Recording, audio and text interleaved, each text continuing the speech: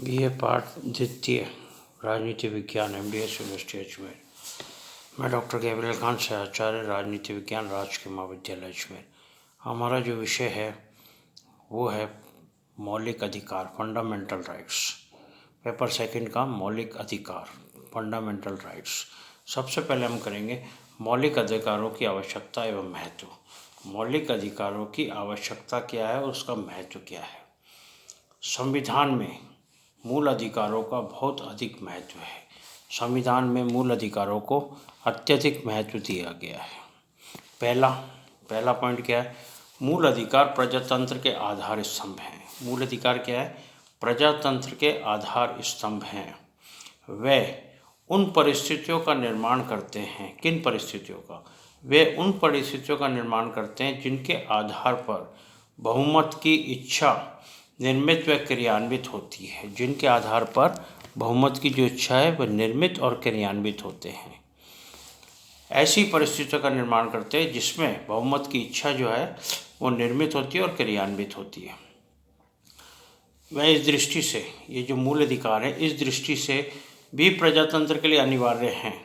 इस दृष्टि से भी प्रजातंत्र के लिए अनिवार्य है। कैसे? कि उनके द्वारा प्रत्येक व्यक्ति को पूर्ण शारीरिक, मानसिक और नैतिक विकास की सुरक्षा प्रदान की जाती है। शारीरिक, मानसिक और नैतिक विकास की स्वतंत्रता प्रदान की जाती है, इसलिए भी प्रजातंत्र के लिए अनिवार्य हैं। और उन आधारभूत स्वतंत्रताओं और स्थितियों की व्यवस्था की जाती है जिनके बिना उचित रूप से नागरिक जीवन व्यतीत नहीं कर सकता है। जिनके बिना उचित रूप से नागरिक अपना जीवन व्यतीत नहीं कर सकता है। तो ये था पहला पॉइंट। पहला पॉइंट क्या आया महत्व का? कि मूल अधिकार प्रजातंत्र के आधार स्तंभ हैं। आधार स्तंभ हैं। ये उन परिस्थितियों का निर्माण करते हैं जिनके आधार पर बहुमत की इच्छा निर्मित व क्रियान्वित होती है। यह इसलिए भी प्रजातंत्र के लिए भी अनिवार्य है क्योंकि प्रत्येक व्यक्ति को पूर्ण शारीरिक, मानसिक और नैतिक विकास की सुरक्षा प्रदान की जाती है। इनके द्वारा सुरक्षा प्रदान की जाती है और उन आधारभूत स्वतंत्रताओं तथा स्थितियों की व्यवस्था की जाती है जिनके बिना उचित रूप से नागरिक अपना जीवन व्यतीत नहीं कर सकता है। अपना जीवन व्यतीत नहीं कर सकता। ये था पहला पॉइंट। दूसरा पॉइंट आता है मूल अधिकार एक देश के राजनीतिक जीवन में एक दल विशेष की तानाशाही स्थापित होने से रोकने के लिए नितांत आवश्यक है। मूल अधिकार क्या है? मूल अधिकार एक देश के राजनीतिक जीवन में एक दल विशेष, राजनीतिक दल होते हैं, एक दल विशेष की तानाशाही स्थापित होने से रोकने के लिए नितांत आवश्यक हैं। तानाशाही रोकने के लिए नितांत आवश्यक हैं। इसमें संदेह नहीं कि वर्तमान समय में निरंकुश राजाओं के व्यक्तिगत शासन का भय समाप्त हो गया है। इसमें कोई संदेह नहीं है कि वर्तमान समय में तो निरंकुश राजा जो थे उनकी तानाशाह का भय समाप्त हो गया है। उनकी तानाशाह शासन का भय समाप्त हो गया है। लेकिन प्रजातंत्रात्मक जो राज्य हैं जिनमें प्रजातंत्र है में बहुमत तानाशाही का भय बराबर बना रहता है। बहुमत में जो आता है उसकी तानाशाही का भय बराबर बना रहता है, बराबर उसका भय रहता है। मूल अधिकार शासकीय और बहुमत वर्ग के अत्याचारों में व्यक्ति की विशेष रूप से अल्पसंख्यकों की रक्षा करते हैं। व्यक्ति की विशेष रूप से अल्पसंख्यकों की सुरक्षा करते हैं और इस प्रकार बहुमत के अत्याचारी शासन की आशंका का अंत करते हैं। इस प्रकार बहुमत का यदि अत्याचारी शासन स्थापित होने जा रहा है तो उसकी आशंका को समाप्त करते हैं, उसकी आशंका को पूरी तरह से समाप्त करते हैं। ये था दूसरा पॉइंट। दूसरा पॉइंट क्या है? मूल अधिकार एक देश के राजनीतिक जीवन में किसी एक दल को तानाशाही स्थापित करने से रोकते हैं। वर्तमान समय में राजा महाराजाओं का तानाशाही शासन का भय समाप्त हो चुका है। लेकिन यदि बहुमत दल है, एक दल जिसका बहुमत है, वो तानाशाह बन सकता है तो उसे तानाशाह बनने से रोकते हैं और सभी व्यक्तियों की रक्षा करते हैं, सभी व्यक्तियों की सुरक्षा करते हैं, विशेषकर अल्पसंख्यकों की सुरक्षा के लिए अत्यंत आवश्यक हैं। तीसरा पॉइंट आता है मूल अधिकार। व्यक्ति स्वतंत्रता और सामाजिक नियंत्रण के बीच उचित समन्वय स्थापित करते हैं। क्या करते हैं मूल अधिकार? व्यक्ति स्वतंत्रता और सामाजिक नियंत्रण के बीच एक समन्वय स्थापित करते हैं। इनके द्वारा एक और तो व्यवस्थापिका और कार्यपालिका को कानून द्वारा निश्चित सीमाओं में रहने के लिए बाध्य किया जाता है। कानूनों के द्वारा निश्चित सीमा में रहने के लिए बाध्य किया जाता है और दूसरी तरफ नागरिकों को शासन के स्वेच्छाचारी संचालन के विरुद्ध जनमत के निर्माण हेतु उचित अवसर प्रदान किए जाते हैं।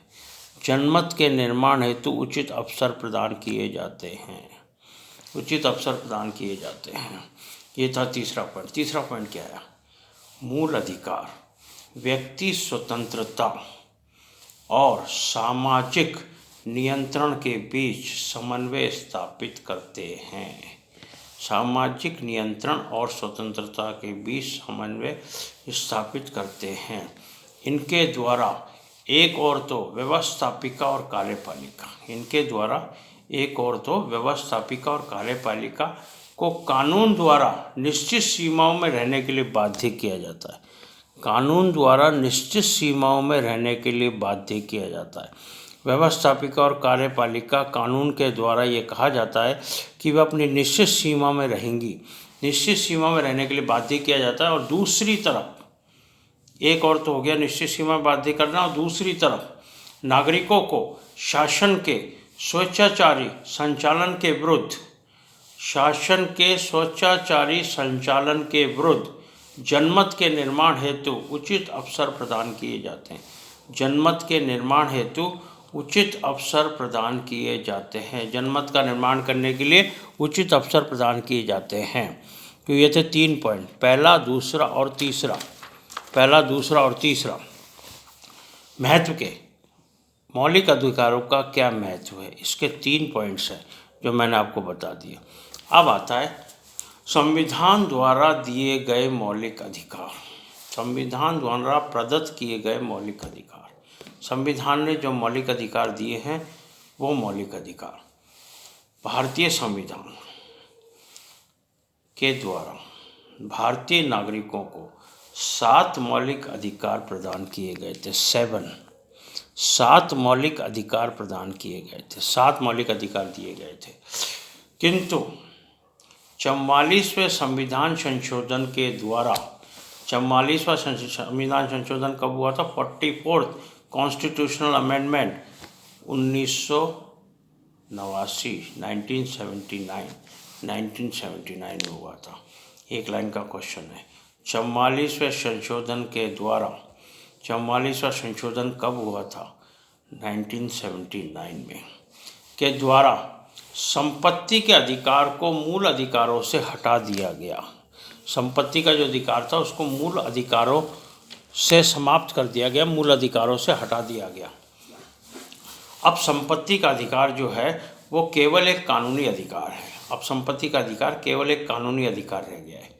पहले प्रारंभ में जब संविधान बना था तो उसने नागरिकों को 7 मौलिक अधिकार दिए थे, परंतु 44वें संशोधन के द्वारा जो 1979 में आया, 44वां संविधान संशोधन के अनुसार एक जो अधिकार था उसको समाप्त कर दिया गया। और वो अधिकार कौन सा था?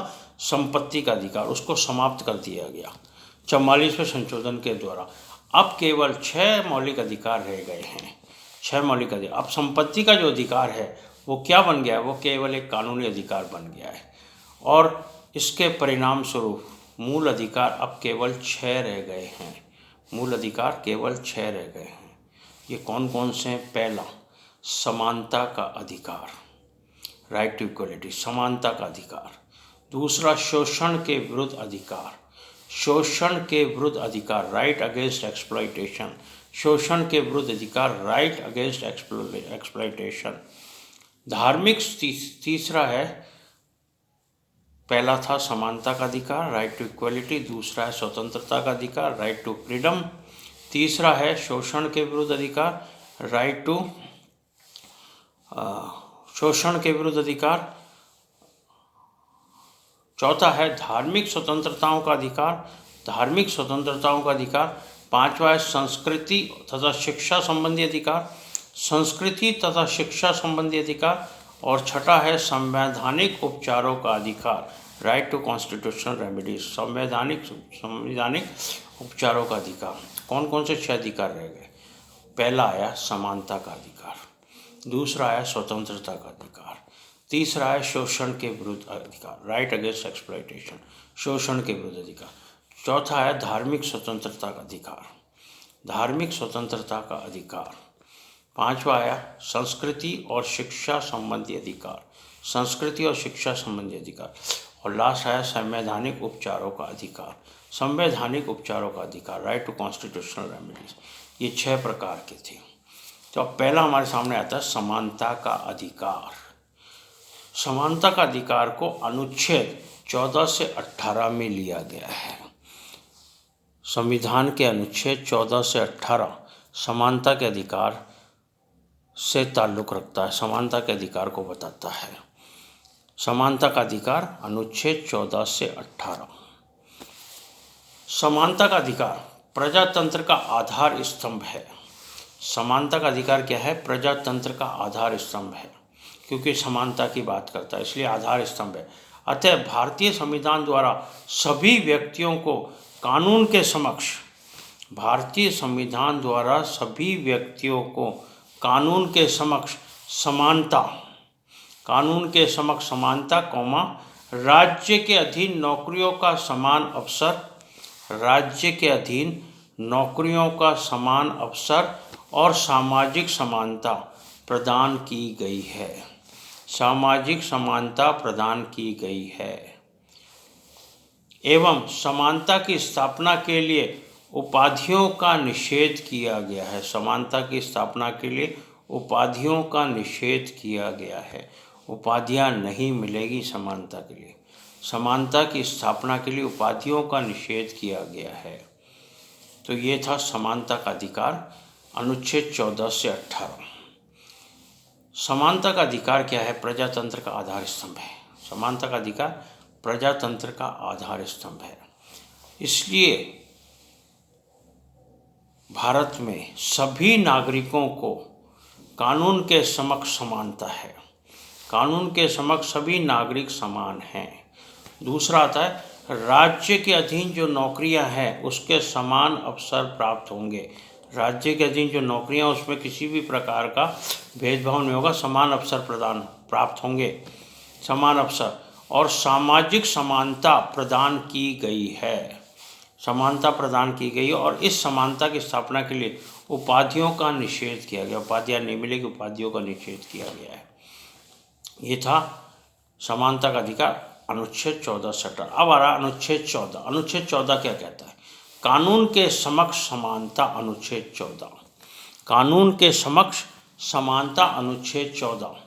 अनुच्छेद 14 के अनुसार भारत के राज्य क्षेत्र में राज्य किसी भी व्यक्तियों को कानून के समक्ष समानता या कानून के समान संरक्षण से वंचित नहीं करेगा। किसी भी व्यक्ति को कानून के समक्ष समानता या संरक्षण से वंचित नहीं करेगा। अनुच्छेद 14। इस अनुच्छेद के प्रथम भाग के शब्द, इस अनुच्छेद में जो प्रथम भाग है उसके शब्द कानून के समक्ष समानता, इन्वर्टेड कॉमन में लेना, कानून के समक्ष समानता ब्रिटिश सामान्य विधि की देन है। ब्रिटिश सामान्य विधि जो है उसकी देन है और इसके द्वारा राज्य पर बंधन लगाया गया है, राज्य को बांध दिया गया है, राज्य पर बंधन लगाया गया है कि वह सभी व्यक्तियों के लिए एक सा कानून बनाएगा, सभी व्यक्तियों के लिए एक सा कानून बनाएगा। तथा उन्हें एक समान लागू करेगा। एक सा कानून बनाएगा और एक समान लागू करेगा, एक ही समान लागू करेगा। सर आइवर जेनिंग्स के अनुसार, सर आइवर जेनिंग्स ने क्या कहा? सर आइवर जेनिंग्स के अनुसार, इन्वर्टेड कॉमास में लेना, समान परिस्थितियों में सभी व्यक्तियों के साथ कानून का व्यवहार एक सा होना चाहिए। समान परिस्थितियों में सभी व्यक्तियों के साथ कानून का व्यवहार एक सा होना चाहिए। इन्वर्टेड कॉमास बंद कर देना। तो इस प्रकार अनुच्छेद 14 क्या कहता है? अनुच्छेद 14 कहता है कानून के समक्ष समानता।